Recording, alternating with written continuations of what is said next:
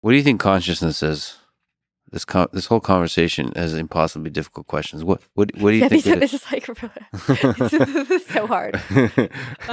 Um, Yeah, we talked about music for like 2 minutes. All right, no, now we're talking. I'm just over music. I'm over music. Yeah, I I still like it. It has its No, purpose. I love music. I mean, music's the greatest thing ever. It's my favorite thing. But I just like every interview is like, what is your process? Like, I don't know. I'm just done. I can't do I any. do want to ask you about Ableton Live. Oh, I'll tell you about Ableton because Ableton's sick. But no one ever asks about Ableton though. Yeah, well, because I just need tech support mainly. I can help you. I can help you with your Ableton tech Anyway, support. from Ableton back to consciousness. What do you think this is a thing that only humans are capable of?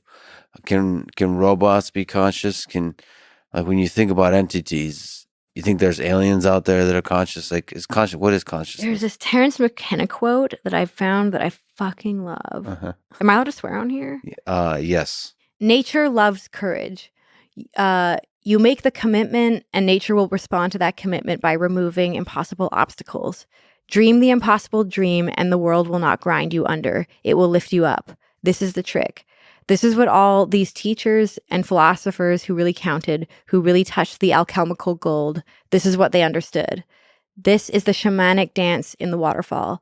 This is how magic is done, by hurling yourself into the abyss and discovering it's a feather bed. Yeah.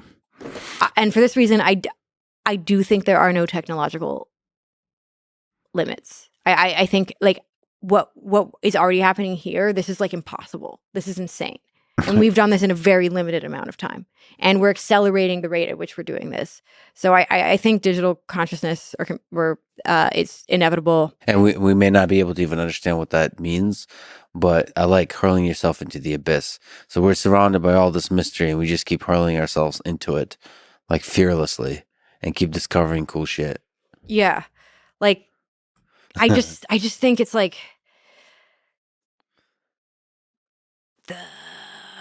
who even knows if the laws of physics are probably just the current, like as I was saying, speed of light is the current render rate.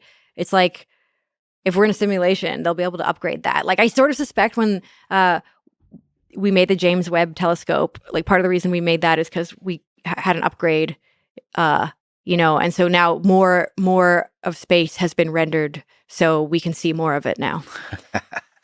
Yeah, but I think humans are super, super, super limited cognitively. So I wonder if we'll be allowed to create more intelligent beings that can see more of the universe as their render rate is upgraded. Maybe we're cognitively limited. Everyone keeps talking about how we're cognitively limited and AI is going to render us obsolete. But it's like,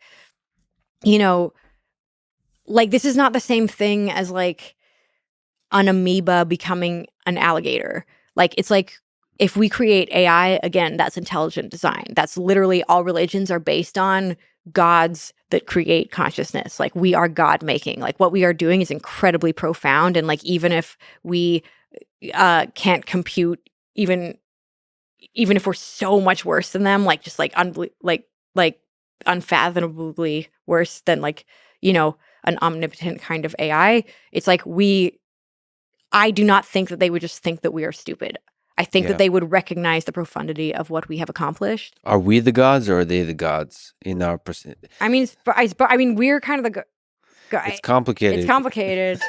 But they would acknowledge the value. Well, I hope they acknowledge the value of paying respect to the creative ancestors.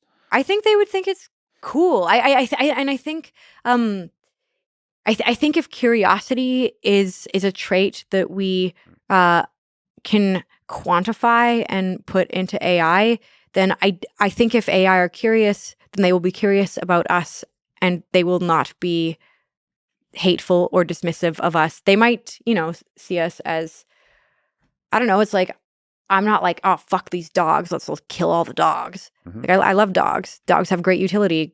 Dogs, like, provide a lot of... We make friends with them. Yeah. We have a deep connection with them. We anthropomorphize them. Like, we have a real love for dogs, for cats, and so on. For some reason, even though they're intellectually much less than us. And I think there is something sacred about us because it's like, if you look at the universe, like, the whole universe is, like, cold and dead and sort of robotic. And it's like... AI intelligence, it's kind of more like the universe. It's like cold and logical and abiding by the laws of physics and whatever. But like we're this like loosey goosey weird art thing that happened, and I think it's beautiful. And like I think even if I think one of the values, if consciousness is the thing that is most worth preserving, which I think is the case. I think consciousness. I think if there's any kind of like religious or spiritual thing, it should be that consciousness is sacred. Like then I still think even if AI render us obsolete and we climate change, it's too bad, and we get hit by a comet and we don't become a multiplanetary species fast enough, but like AI is able to populate the universe. Like I imagine, like if I was an AI, I would find more planets that are capable of hosting biological life forms and like recreate them. Because we're fun to watch. Yeah, we're fun to watch. Yeah, but I do believe that AI can have some of the same magic of consciousness within it. Because consciousness, we don't know what it is, so there's some kind of, or it might be a different magic. It might be like a strange different. Right. Because they're not going to have hormones. Like I feel like a lot of our magic is hormonal, kind of. I don't know. I think some of our magic is the limitations, the constraints. And within that, the hormones and all that kind of stuff, the finiteness of life, and then we get given our limitations, we get to come up with creative solutions of how to dance around those limitations. We partner up like penguins against the cold. We fall in love, and then love is ultimately some kind of allows us to delude ourselves that we're not mortal and finite, and that life is not ultimately you live alone, you're born alone, you die alone. And then love is like for a moment or for a long time, forgetting that. And so like we come up with all these creative hacks that make life like fascinatingly fun.